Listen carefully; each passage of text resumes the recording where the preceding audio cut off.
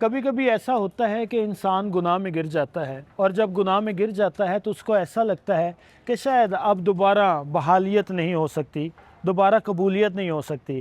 لیکن تبھی ایک پوائنٹ ایسا ہوتا ہے کہ جب وہ خدا کے پاس جاتا ہے تو خدا دوبارہ اس کو بحال کرنے کے لیے تیار ہے۔ ابھی بھی وقت ہے کہ وہ دوبارہ بحال ہو سکے، لیکن بعض اوقات مایوسی اس قدر ہو جاتی ہے کہ مایوسی کی وجہ سے انسان دوبارہ خدا کی طرف بھی نہیں جاتا۔ لیکن خدا نے ابھی بھی رستہ ہموار رکھا ہے کہ ہم دوبارہ خدا کے پاس آئیں تو خداوند آپ کے اس سفر کو دوبارہ سے شروع کر سکے جو سفر آپ نے بیچ میں چھوڑ دیا تھا اور گناہ کی دلدل میں گھر گئے تھے۔ اگر ابھی بھی کوئی ایسا شخص ہے جو گناہ کی دلدل میں گھرا ہوا ہے، وہ اپنے آپ کو مایوس نہ سمجھے اور وہ دوبارہ سے اپنے آپ کو کھڑا کرنے کے لیے خدا کے پاس آ سکتا ہے۔ آج ہم سفر میں جائیں گے اور سفر میں خاص طور پر اس بات کو یاد کریں گے، دیکھیں گے کہ کیسے خداوند دوبارہ ہمیں بحال کر سکتا ہے، کیسے خدا کا کلام ہمیں دوبارہ اٹھا سکتا ہے۔ تو میرے ساتھ سفر میں رہیے گا، ایک خوبصورت مہمان کو بھی پک کریں گے اور پھر ہم زبردست خدا کی باتیں کرتے جائیں گے اور خدا کے کلام میں سے سیکھیں گے۔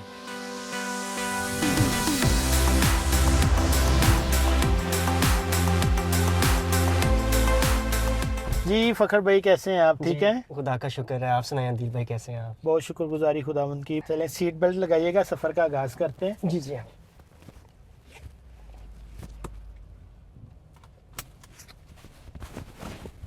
تو سفر میں ہم سب سے پہلے خداوند کی پرستش کرتے ہیں، خداوند کے نام کو جلال دیتے ہیں۔ رستے میں ہمارے ساتھ 2 ورشپرز ہوں گے جن کو ہم پک کریں گے، اور پھر بعد میں ہم خداوند کی پرستش مل کر کریں گے اور خداوند کے نام کو جلال دیں گے۔ میرا خیال پہلے ان کو پک کر لیں، پھر آگے بڑھتے ہیں۔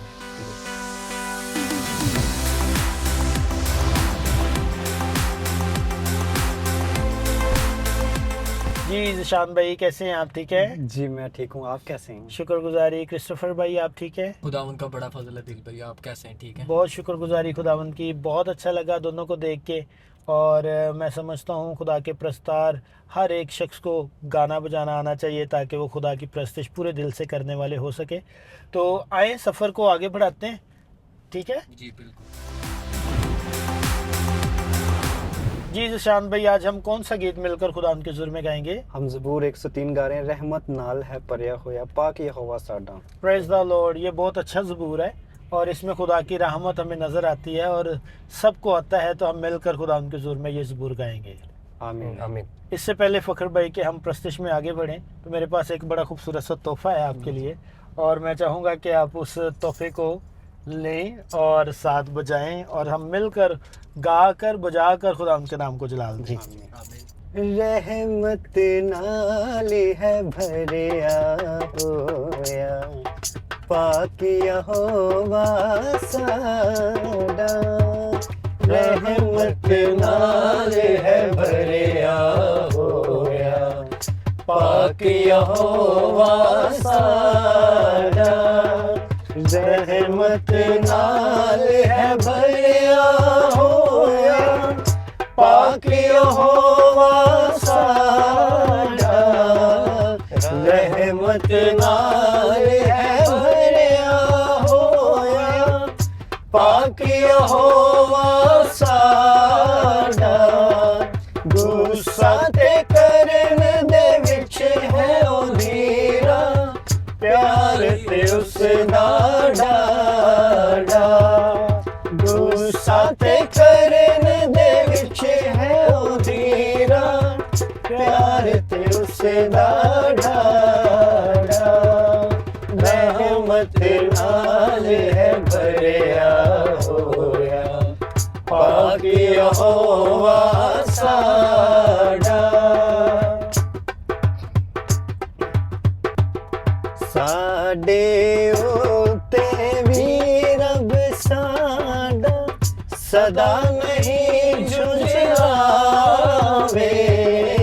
ساڈے اوتے وی رب ساڈا صدا نہیں جھنجھلاوے، اوڑ کچی کر نہیں ساڈے اوتے اپنا کروگ وکھاوے، اوڑ کے پیتی کر ہے ساڈے اوتے अपना क्रोध वखावे रहमत नाल है भरिया होया पाक यहोवा साडा जेही साडी है बुराई तेरा सलूक ना करना जेही साडी है बुराई तेरा सलूक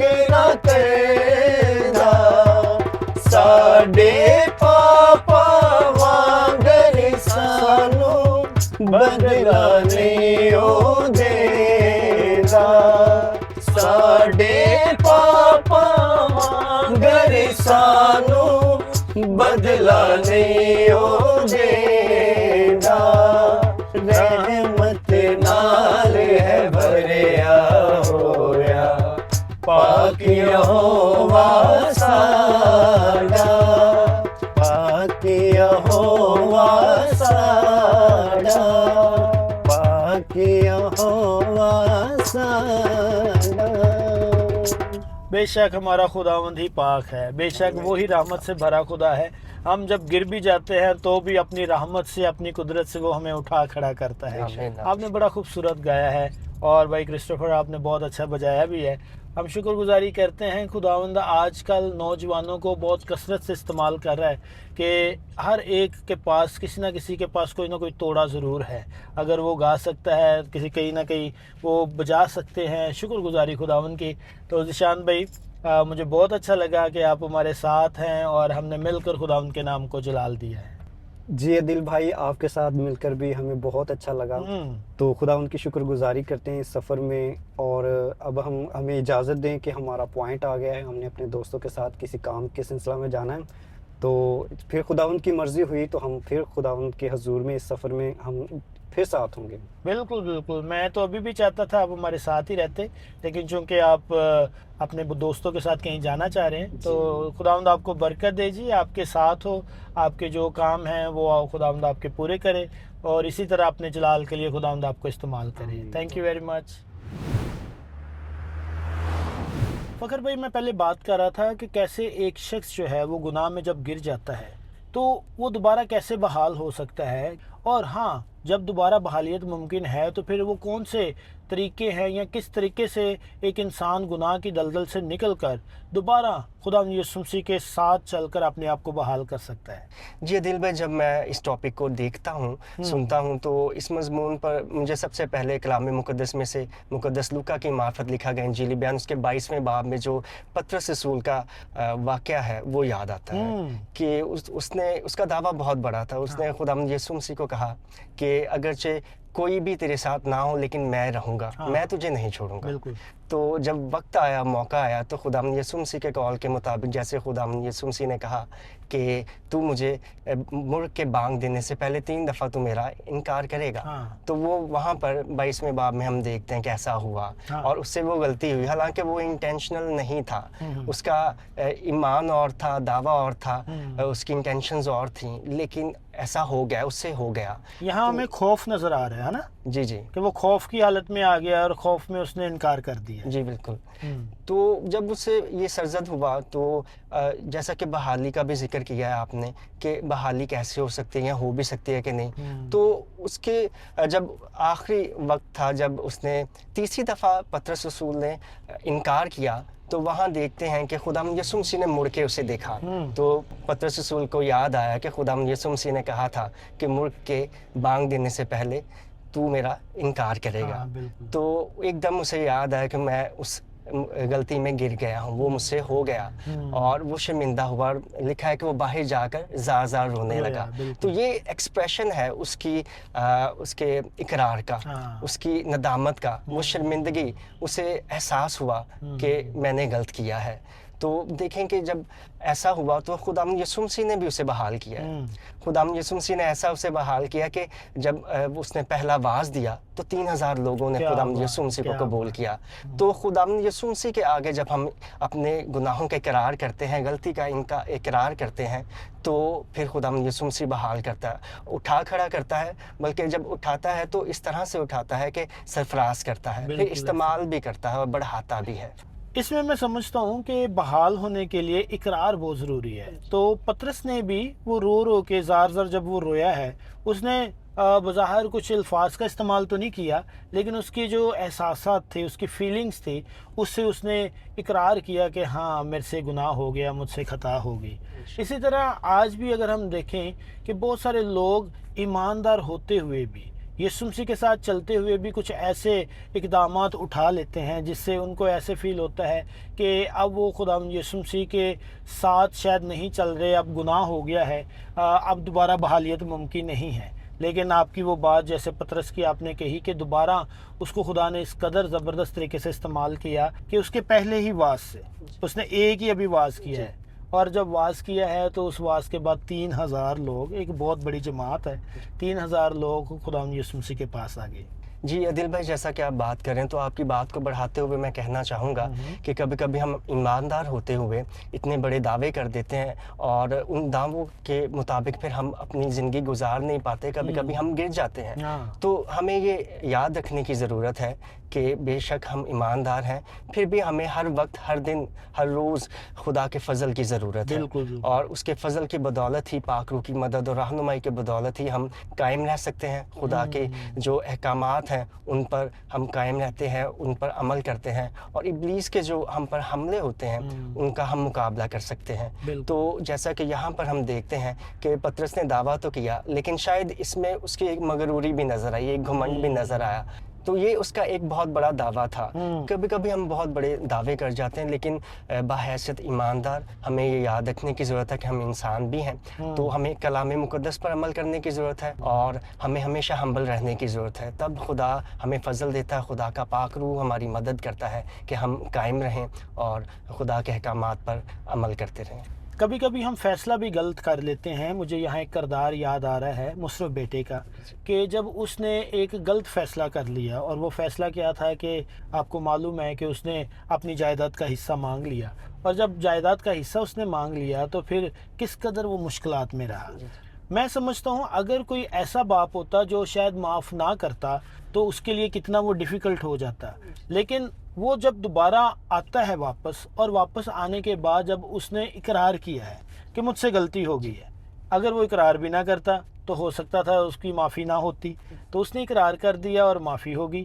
اور اس کے بعد پھر اس کے باپ نے اس کو کس قدر اچھا رتبہ عطا کیا. تو اسی طرح ہمارا روحانی باپ, آسمانی باپ بھی ہے, وہ ابھی بھی مجھ سے, آپ سے بہت پیار کرتا ہے, پوری دنیا سے بہت پیار کرتا ہے. اس نے تو اتنا پیار کیا ہے کہ اس نے اپنا اکلوتا بیٹا بخش دیا. اور کلام خدا میں بڑی خوبصورت یہ یوحنا 3:16 کی آیت ہے کہ اس نے اپنا اکلوتا بیٹا بخش دیا تاکہ جو کوئی اس پر ایمان لائے ہلاک نہ ہو بلکہ ہمیشہ کی زندگی پائے. تو ہمیشہ کی زندگی کے لیے خداوند یسوع مسیح آئے, تو وہ جب ہم اقرار کر دیتے ہیں, اس کے پاس آ جاتے ہیں, تو خداوند یسوع مسیح ہمیں قبول کر لیتا ہے.